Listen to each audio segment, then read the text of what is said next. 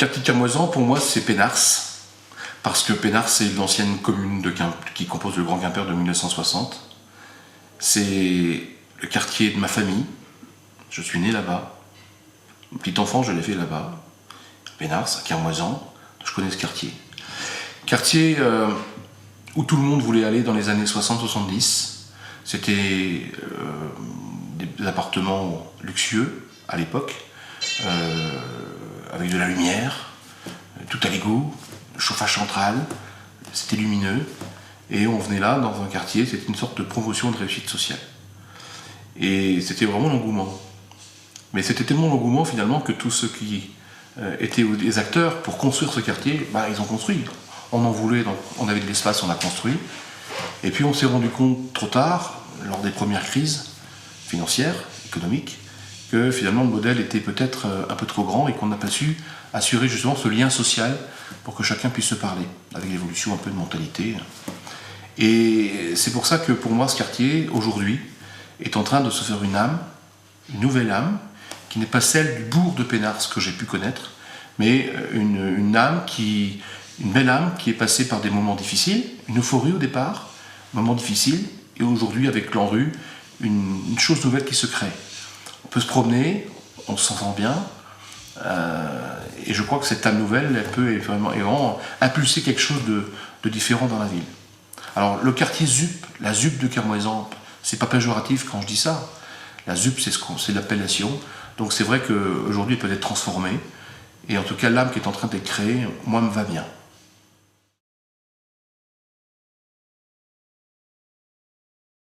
C'est-à-dire qu'on ne peut pas ne pas être d'accord ensemble sur la nécessité de renégocier ou de corriger, d'apporter des correctifs à des excès d'une époque. Et quand il y a eu des excès, mais communs et partagés aussi d'une époque, qu'on a construit, tous ceux qui ont vécu ce quartier dans les années 60-70 ont été aux manettes de la collectivité depuis cette époque-là aussi, de droite comme de gauche. Donc tout le monde est co-responsable de ce qui s'est passé. Et personne ne reproche à quiconque les excès parce que c'était une volonté populaire et une volonté politique de chacun. Donc aujourd'hui, quand on doit corriger les excès ou les erreurs, et qu'on en a les moyens de les corriger avec l'État, bien ça c'est fait. Mais ce quartier, tous ceux qui sont aujourd'hui aux commandes, y compris moi, le maire de la ville aujourd'hui, qui est un enfant de ce quartier, effectivement, ne peut que corriger et faire en sorte qu'il y ait une transmission, un fil conducteur entre l'ensemble des équipes municipales qui se sont succédées. Donc c'est la logique. Il n'y a rien à prouver, c'est d'une logique. Donc quand il y a cohérence politique, quand il y a une logique, il y a une cohérence politique, et elle passe les alternances. Donc on peut que s'en réjouir. Et d'ailleurs, les Quimpérois peuvent s'en réjouir.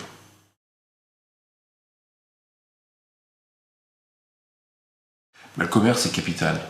Le lien social se fait lorsqu'on va faire son marché. C'est l'endroit où on passe quand on va à l'école. C'est l'endroit où on va faire ses courses, où on peut aussi échanger. Quand on est, même au bourg de Pénars, quand on est dans des immeubles, dans des tours, eh bien, descendre de la tour, descendre de son quartier, pour aller au centre commercial, faire ses commissions, et puis discuter avec les gens, c'est la place du village. La place du village, c'est la mairie, la cathédrale et le commerce. Et donc on retrouve au cœur de ce quartier, même si c'est un peu différent aujourd'hui, mais on retrouve la maison des services publics, le centre commercial, l'église, la mosquée un peu plus loin, et ça reste un joli triangle. Donc on a plaisir à aller là. Donc le lien social, que certains s'approprient un peu trop en disant c'est nous, c'est nous, c'est nous, c'est nous. Le lien social, c'est aussi dans la vie de tous les jours, dans des endroits d'échange et de commerce. Vous savez, il y a toujours un prétexte. Moi j'ai une voisine qui va faire ses courses 2 fois par jour. C'est histoire de voir du monde. C'est pas uniquement parce qu'elle a oublié quelque chose. Elle va justement pour communiquer. Si le commerce peut ça, tant mieux. Le quartier, le centre commercial est un endroit, c'est aussi le cœur. C'est là où se rassemble tout le monde. Vous avez le centre commercial, vous avez la MPT, mais à la limite, tout le monde ne va pas à la MPT, comme tout le monde peut-être ne va pas au centre commercial, mais il y en a peut-être davantage. Et par conséquent, non, mais pour créer une âme dans un quartier, il faut justement ces outils. La MPT, centre social, éventuellement lieu associatif, salle de sport, tout ça, ça constitue des outils, des éléments pour permettre la vie, pour cristalliser la vie autour d'un quartier, d'une âme de quartier. Donc il est normal que la collectivité ne sous-estime pas la place prépondérante du commerce.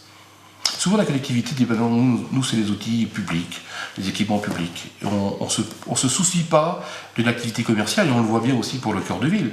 Cœur de ville où on sous-estime l'activité économique, on l'a trop souvent sous-estimé, et on arrive aujourd'hui à avoir des cœurs de ville qui se meurent. Et quand le cœur de ville se meurt, c'est aussi une histoire, c'est aussi le lien social qui fout le camp. Donc il faut le reconstituer. Donc il y a à un moment donné un devoir politique de le faire. Donc on l'a fait pour Pénars et Kermoisan, et vous voyez, on sera obligé de le faire pour le centre-ville. Il n'y a pas de catalogue ni de notice d'emploi. C'est pour ça qu'à un moment donné, les élus, le maire, peut impulser et faire des choix. Il le fait parce qu'il ressent sa ville, parce qu'il va sur le terrain, parce qu'il voit les habitants, ressent les nécessités et les besoins, sait distinguer le vrai du faux, et impulse à un moment donné.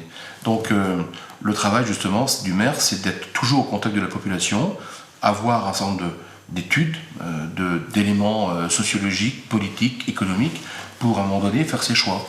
Mais rien ne vaut l'homme en tant que tel, l'élu en tant que tel, qui ressent sa ville, qui l'entend battre, qui entend à la fois ses joies et ses peines, ses détresses, pour dire voilà, là il est temps d'impulser sur tel quartier, sur tel mouvement, une pression pour que les choses s'apaisent. Et à un moment donné, voilà, il n'y a que l'homme en tant que tel pour pouvoir ressentir ces choses-là. On peut commettre des erreurs. On croit parfois faire du bien. Quand nos prédécesseurs ont construit la zone de Kermoisan, il y avait probablement du bon sens, et il y a eu du bon sens. Et puis après, il n'y a pas eu de correctif, on s'est un peu laissé aller, croyant qu'on allait faire le bonheur de tout le monde. La crise est passée par là, dans les années 80-90. Donc non, l'élu, l'équipe municipale, sur le quartier, sur la ville, ressent les choses, et ensuite, il y a les arbitrages qui sont faits.